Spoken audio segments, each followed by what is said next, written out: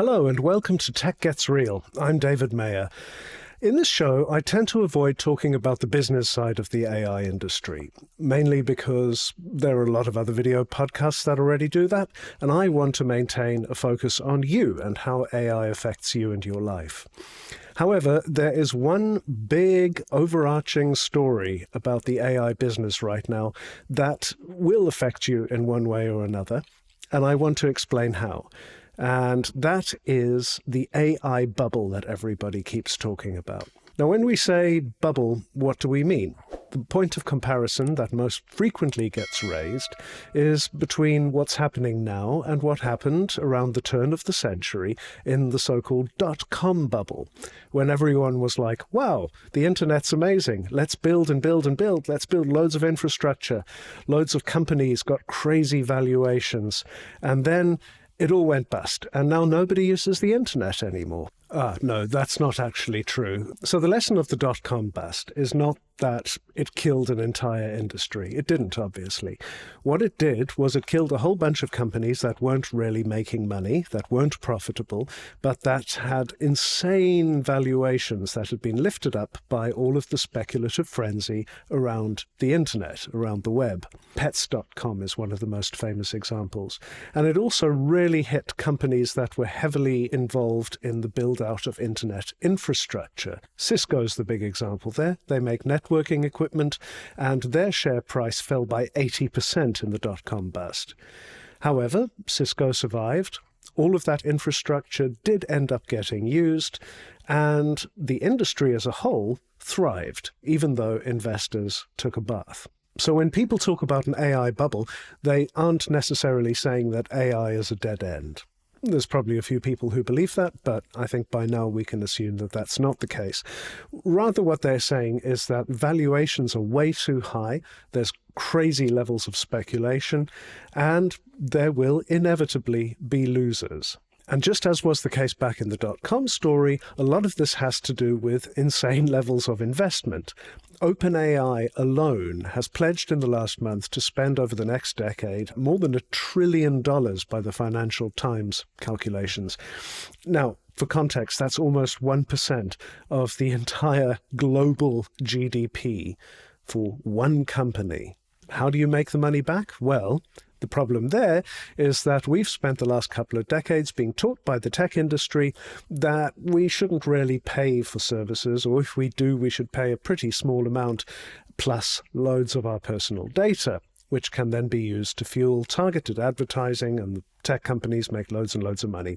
You know the story. OpenAI may have more than 800 million users, but only 5% of those users are actually paying. So OpenAI needs to make its AI better and better and better. It needs to become something that's so incredible that people will pay for it, and they'll pay a whole lot of money for it. And that means building out more and more computing capacity, hence all of the investment. Now, the capital markets in the tech industry clearly think OpenAI has a shot at pulling this off. When it raised money not long ago, it did so at a valuation of $500 billion. So that makes it the world's most valuable privately held company, even more valuable than Elon Musk's SpaceX. This is a company that's worth $500 billion, and yet in the first half of this year, it only pulled in $4.3 billion in revenues, and it had an operating loss of $7.8 billion. So it's losing money hand over fist, and somehow it's the world's most valuable privately held company. We're obviously deep into speculation territory here. Another great example of that is the company founded by Mira Murati, who's a former OpenAI executive who left the company after clashing with CEO Sam Altman. She went off and formed a company called Thinking Machines Lab. Very secretive. Nobody knew what it did. Nonetheless, in July, it raised money at a valuation of $12 billion. This is a company that did not have a product, and it's only unveiled its first product this month, a tool for making custom AI models, and it's not even going to charge for the product's use at first. Obviously, you've also got publicly traded companies investing crazy amounts of money in AI, like Meta, which has said that it's going to invest hundreds of billions of dollars over the coming years in AI infrastructure, because they see the demand is there. They say the demand is there. And that's the first thing that they're going to do to try and recoup these investments, and that is shove AI down your throat. This is why you see Meta AI as a suggestion in WhatsApp and Facebook and Instagram and in every single Meta property. They want you to be chatting to their AI. This is why you see Google putting AI answers right up at the top of its search results. Is that useful to you? We've already discussed this in previous episodes. It is useful, kind of. It can also be very misleading, but the important thing is that you're using AI. The other big strategy is to get governments hooked on AI, to make sure that these technologies, these services are woven into the fabric of our life. And that's been very successful already in the US and the UK, where the governments have gone all in. And in the US, you can really see what OpenAI has been doing. They announced in August that they were going to offer ChatGPT Enterprise to the federal government in the US for essentially nothing. They're charging $1 per agency for the next year. So they definitely want to make sure everyone is using this stuff, because if they're not, where's the money going to come from in the future? I don't think that the governments are purely motivated by the fear of the AI bubble bursting and hitting the markets and making them unpopular as a result. I think a lot of it is also the AI companies, which are desperate to keep expanding at all costs, telling them that there's this huge competition between the West and China, and it's compete, compete, compete or die. But whatever the motivations that are being thrown around, at the end of the day, somebody's going to have to start paying for all of this stuff. Otherwise, the money won't be made back.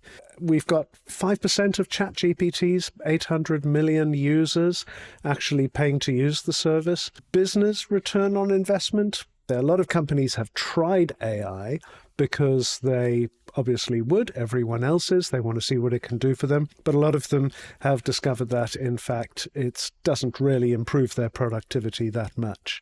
Largely because you have to keep checking the mistakes.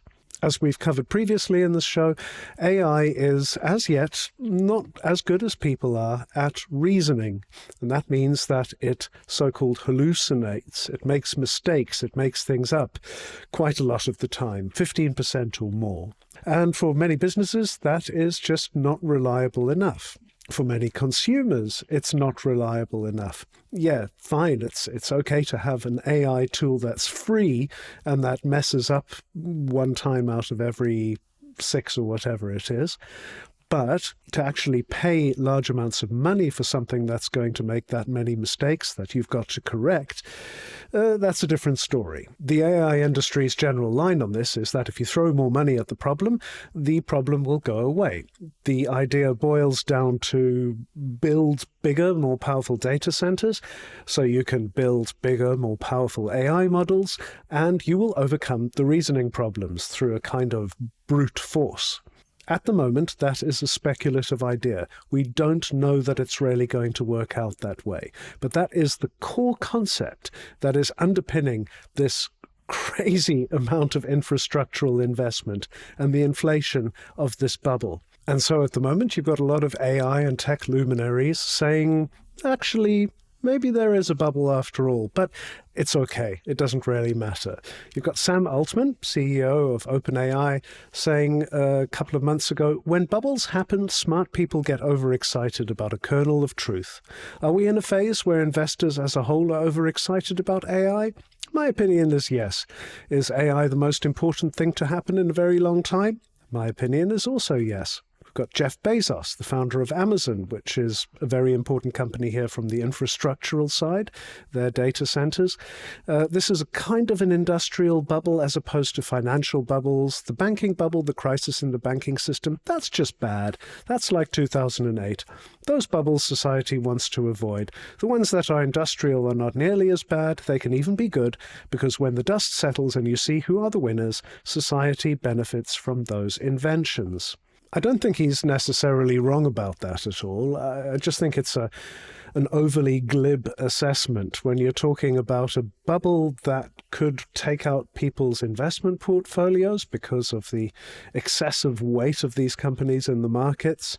And yeah, it is possible that the AI companies will overcome the bottlenecks that are holding their services back at the moment from being reliable enough for people to pay loads of money. Maybe they will even achieve their holy grail of so-called artificial general intelligence, where you create something with superhuman intelligence, which will completely reshape the world. But at the moment, I wouldn't count on it. And I can say that when the bubble bursts, the wealthiest men in the world are probably not the ones who are going to suffer the most. Hope you enjoyed today's episode.